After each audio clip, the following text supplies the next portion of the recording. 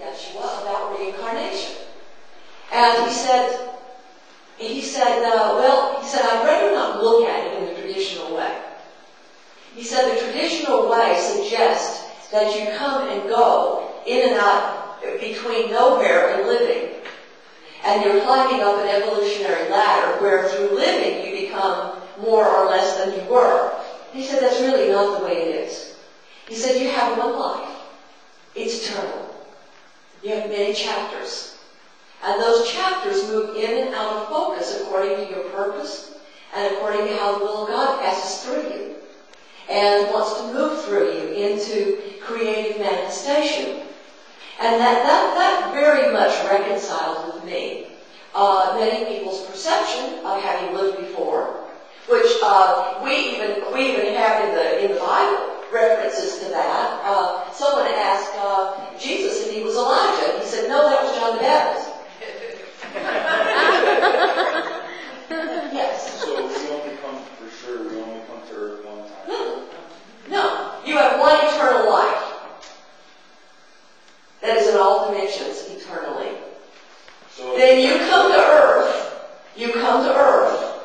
not necessarily sequentially.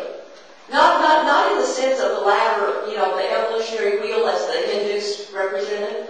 You're not on the wheel of life. You don't have to come back. You may just stay in the division of bliss. You may only have one life. I think some people do only have one life. It's not for us to say.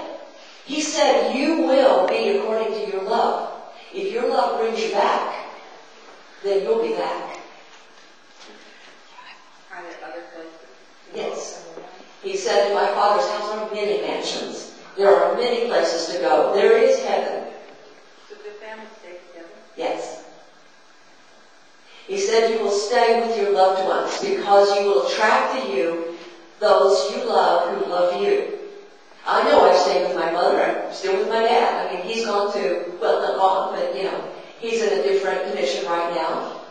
Although I do have perceptions, sometimes through dreams, that things are revealed to me, that my father's back on this earth. My mother is not. But I do have perceptions that my father has returned. And I don't know how that would play out or work out.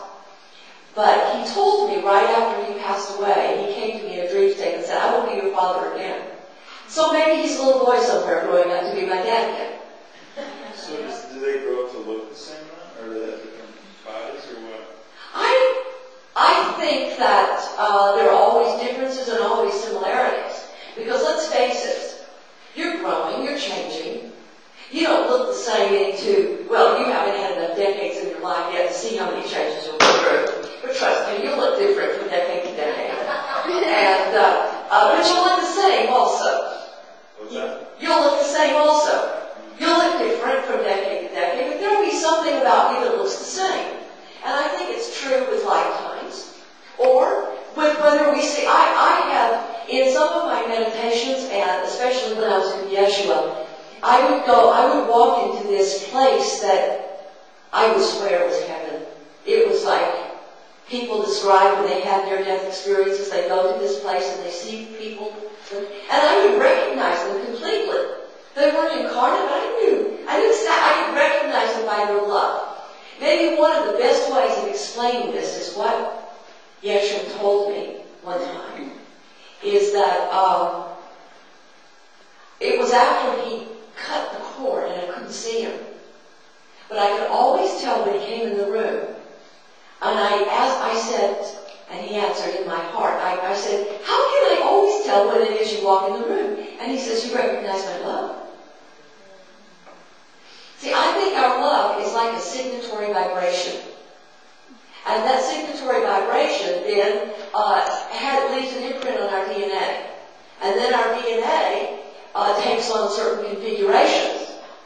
And you can even take this the whole distance in terms of illness and healing, because I think that when we withhold our love, or if we hate, or we have very negative emotions, I think that has got to affect our DNA and possibly manifest itself upon us as physical ailments.